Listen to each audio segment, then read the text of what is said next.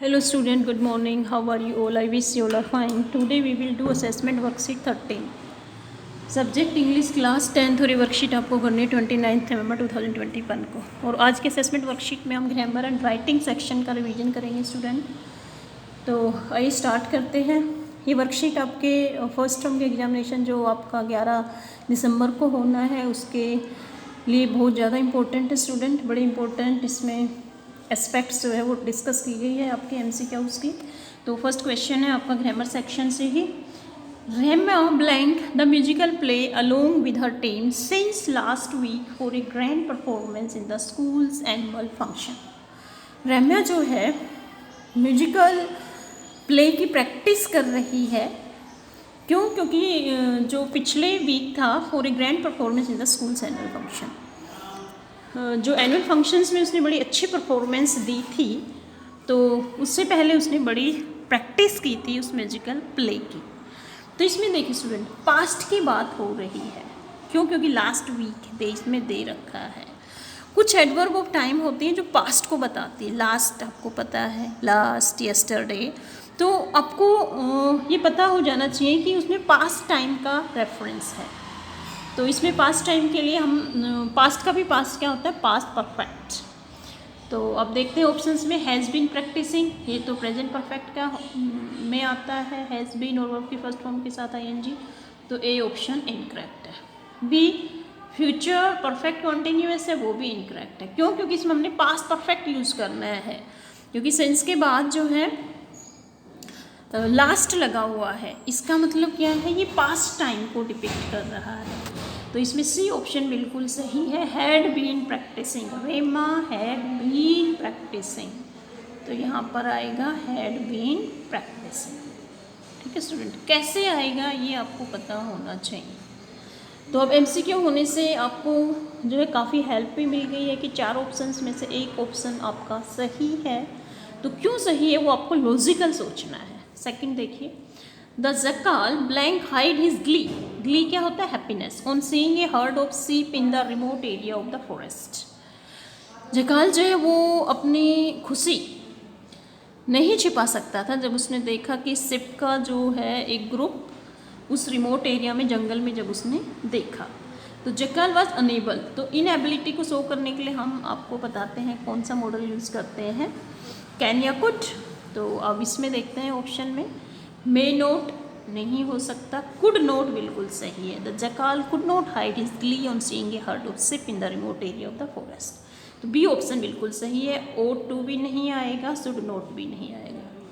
ठीक है, तो एबिलिटी के कंटेस्ट में हम यूज़ करते हैं कैन या कुड, तो इसमें आएगा कुड नोट। अब नेक्स्ट देखिए, तो थोड़ा सा लॉजिकल सोचेंगे तो आपका ये फर्स्ट टर्म का एग्जाम बड़ा ही आसान है, क्योंकि 4 ऑप्शंस में से आपको करेक्ट आंसर देना है। क्वेश्चन नंबर 3 है, how blank milk is required to prepare the sweets. अब मिल्क क्या होता है स्टूडेंट, ये आपका किसका क्वेश्चन है? डिटरमिनर्स का क्वेश्चन है। अब ऑप्शंस से भी आपको हेल्प मिल जाएगी। ऑप्शंस में आपको देखो मैनी, लिटिल, मोर और मच है। अब मिल्क क्या है? अनकाउंटेबल नाउन है। अनकाउंटेबल सिंगुलर के लिए हम कौन सा डिटरमिनर यूज़ करते हैं? मच यूज करते हैं। ठीक है, how much milk is required to prepare the sweets. Sweets तैयार करने के लिए कितने दूध की आवश्यकता है? तो मैनी इनकरेक्ट है, लिटिल भी इनकरेक्ट है, मोर भी इनकरेक्ट है, मच बिल्कुल सही है। How much milk is required to prepare the sweet. ठीक है, अनकाउंटेबल नाउन के साथ हम यूज़ करते हैं मच। क्वेश्चन नंबर 4 देखिए, which options display the correct changes of the following to reported speech. ये आपका रिपोर्टेड स्पीच के ऊपर बेस्ड क्वेश्चन है। तो हमारी डायरेक्ट स्पीच है, Mohita said to Ashima would you like to watch a movie with me. अभी इंटरोगेटिव सेंटेंस है, तो बीच में ये yes no type interrogative sentence है, तो बीच में आएगा इफ़। तो इसका इनडायरेक्ट स्पीच क्या हो जाएगा? मोहिता आस्क्ड आसिमा। अब हम ऑप्शंस पे चलते हैं, किस में आस्क्ड है? फर्स्ट वाले में टोल्ड है, तो ये इनकरेक्ट हो गया। बी वाले में आस्क्ड है, ये बिल्कुल सही है। बी वाला आस्क्ड की वजह से ही सही है। और किसी में आस्क्ड है? इंक्वायर्ड, इसमें भी नहीं है। सेड टू है इसमें। तो देखो, अब हमें ज़्यादा आगे भले ही रूल हमें ना पता हो तो भी इसका आंसर क्या आएगा? बी आएगा फर्स्ट रूल से, क्योंकि सेड टू किसमें चेंज होता है? आस्क्ड में। तो मोहिता आस्क्ड आसिमा फिर यस नो टाइप होता है, इसमें हम इफ़ यूज़ करते हैं, इफ़ इसमें यूज है, she would like to watch a movie with her. तो बी ऑप्शन बिल्कुल इसका सही आंसर है। सी इनकरेक्ट है, डी भी इनकरेक्ट है। क्वेश्चन नंबर 5 देखिए, they blank all the safety measures before the cyclone struck. तो इसमें देखिए साइक्लोन आने से पहले जो है सारे सेफ्टी मेजर्स इम्प्लीमेंट कर दिए गए थे। तो अब इसमें जो है पास्ट की ही बात है, ठीक है, स्ट्रक है इसमें, इसलिए ये वर्ब की सेकंड फॉर्म है। तो बिफोर द साइक्लोन स्ट्रक, तो इसमें क्या आएगा, हमारा पास्ट परफेक्ट आएगा टेंस यूज। तो इसमें हैव बीन इम्प्लीमेंटिंग ये नहीं आएगा। क्यों नहीं आएगा? क्योंकि ये प्रेजेंट परफेक्ट कॉन्टिन्यूस, इसमें टाइम नहीं दे रखा है। क्योंकि प्रेजेंट परफेक्ट कॉन्टिन्यूस में सिंस या फॉर जरूर आता है, टाइम का रिलेशन होता है, इसमें नहीं है। वर इम्प्लीमेंटेड नहीं आएगा क्योंकि लास्ट में पास्ट इंडेफिनिट टेंस यूज किया गया। साइक्लोन आने से पहले सारे सेफ्टी मेजर्स जो है इम्प्लीमेंट कर दिए गए थे। हैड इम्प्लीमेंटेड बिल्कुल सही है। तो इसमें आएगा, क्योंकि पास्ट का भी पास्ट परफेक्ट होता है, they had implemented all the safety measures before the cyclone stuck. Will have implement भी नहीं आएगा, ये फ्यूचर को डिनोट करता है। तो सी ऑप्शन बिल्कुल सही है। नेक्स्ट देखिए question number 6, you are Ankita living in Delhi. आप अंकिता हैं, दिल्ली में रह रही हैं।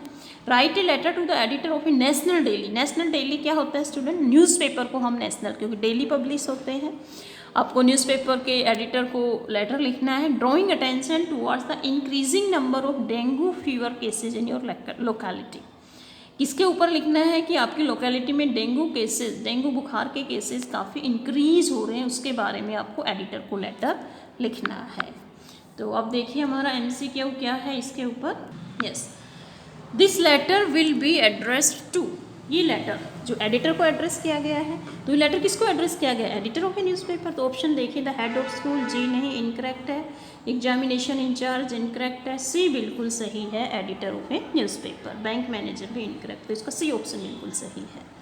अब भी देखिए, which option should Ankita select as reasons for the spread of dengue.